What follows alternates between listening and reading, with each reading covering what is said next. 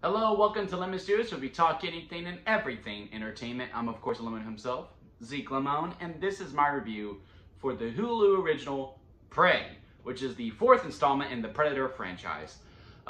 First things first, I like to, I always feel like I have to, show my accolades as to why I am able to review these types of movies when it's like an older one, because obviously I am much younger than when these movies initially came out. I am a fan. I am I would say a casual fan. Like, I'm not really into the lore and all that stuff. But I've honestly enjoyed 3 out of the 4 movies. I enjoyed the first 2 quite a bit. And I enjoyed Predators. I think Predators gets a bad rep. I had a lot of fun with it. The Predator, though, that movie, it felt like they weren't taking it too seriously, or like not serious enough. Like, it almost felt like were too good to make this movie. Like, there were some good bits. Like, I really liked it. Do we have a much bigger Predator? But that one fell short for me overall. But this one, man, I wish this was in a theater.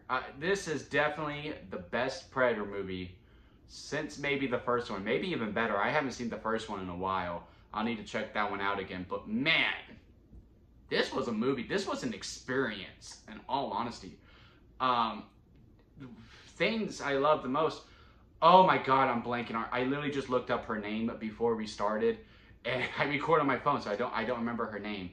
But the lead actress in this film is absolutely just astonishing. The way that she is able to storytell within just her facials. There's a lot of times, you know, her whole arc is that she's wanting to hunt. She wants to hunt. She wants to be part of the boys. She wants to hunt. She wants to hunt.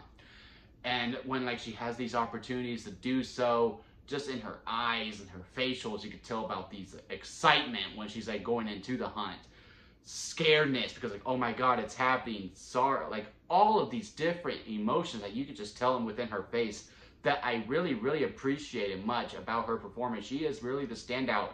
And honestly, if it's not for her, the movie really makes or breaks.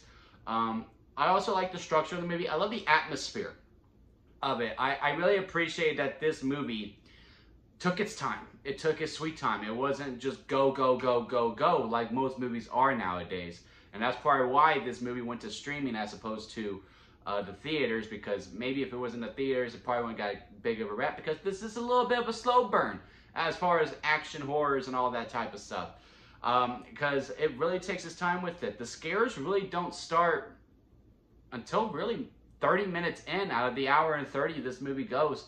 But I just appreciate, like, you just really got a feel of the atmosphere of what we were in. This movie takes place in, I believe it says 1712. And it's from like Native American type things, and like all these older weapons, and there's old colonists coming in and all this stuff. And it's very cool. It's just very, very cool to look at. And like with the music and the sound designs, like, you really get a scope of like how it is to hunt and this type of thing. It's borderline almost documentary-esque. Like, almost feels like something you would see off of History Channel. Like, yes, this is how the Indians hunted back in the day. Or yes, this is how animals hunted each other back in the... Like, it really felt like that, even with the Predator itself. And I also appreciate how, you know, the Predator wasn't... Like, it was known. Yeah, okay, yeah, the Predator is here. Like, we're not going to make it a mystery. Because I can really see another director be like, yeah, no, we're gonna really pick our spots when it comes to the Predator. But this movie said, yeah, no, he's here. And like, there's some scenes where it's just him. I will say this: if you are sensitive to animal deaths, this movie isn't for you. It's not. Don't watch it. Don't watch it. I think there are a total of 5, maybe more animal deaths in this movie. And I think it was necessary.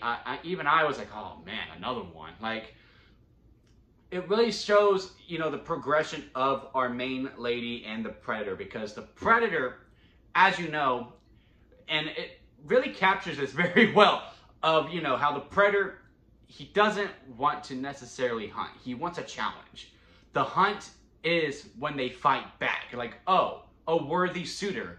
All right, let's fight. Let me see if I can get this kill, or will you get the best of me? That's the joy of the Predator. So, like, there's, like, these things like, okay, well that animal is like just hopeless, but this animal's about to kill it, so I'm gonna go for that one. And then he goes after, and in a fight, presumes. Like there's a couple of cases with that, and he beats the animal. And then when he's like, oh, humans, okay, this seems like a much more worthy challenge, and it is.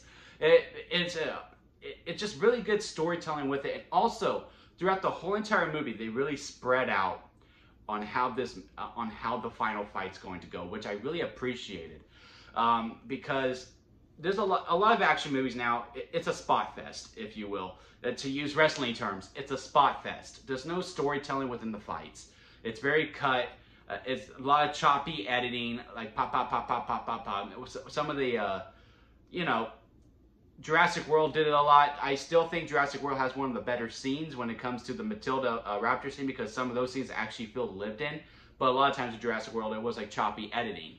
And this, no, like they were like, we're gonna make this as close to one shot as possible. And none of these are necessarily one shot, but the fight scenes are really breathed in, and you know what's going on, and you know what the stakes are, you know who's throwing the punches.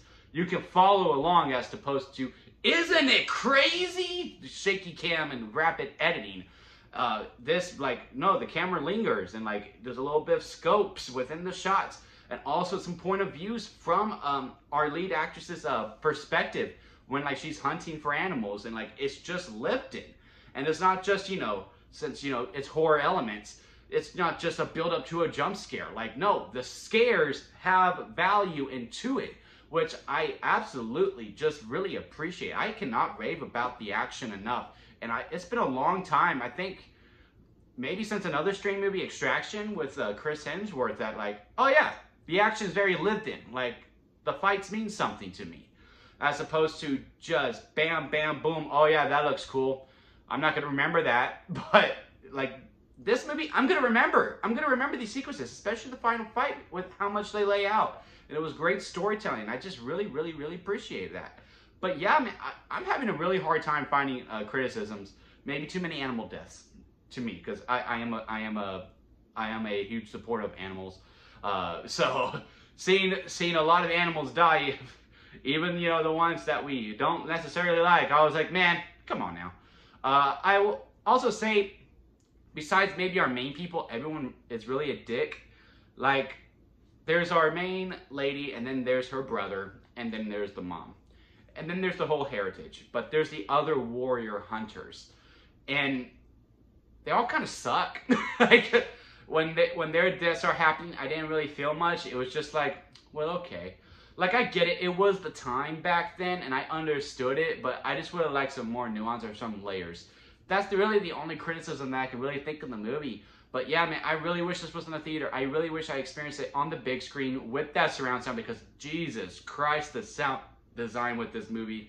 Because I'm able to see the atmosphere, and I could hear it a little bit with my surround sound, but nothing compares to the theater surround sound.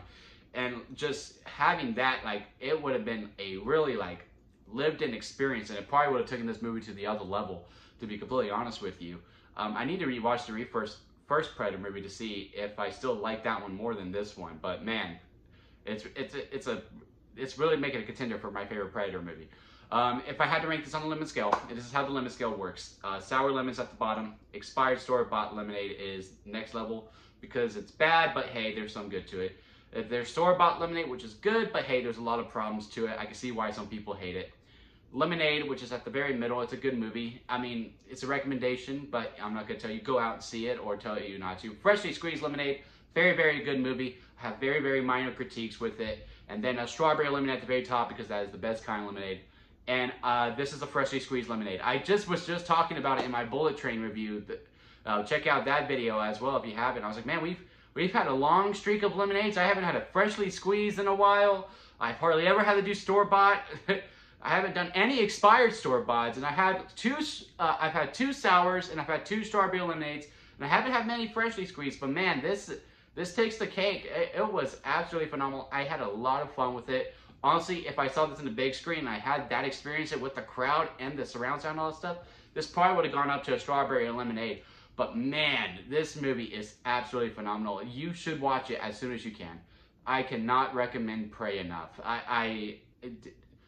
I'm at a loss of words now. Just go and see it. Have you seen Prey? Comment below and let me know. Did you enjoy it as much as I did? It was like, hey, Zeke, I think you're being a little too lenient on it. I think there are some problems with it. Comment below. Let's have a discussion about it in the comments. If you like this video, give it a thumbs up. And if you like me, hit that subscribe button as I'm trying to grow into my YouTube career. And that'll be it for me, guys. I'll see you here next time at Lemon Studios.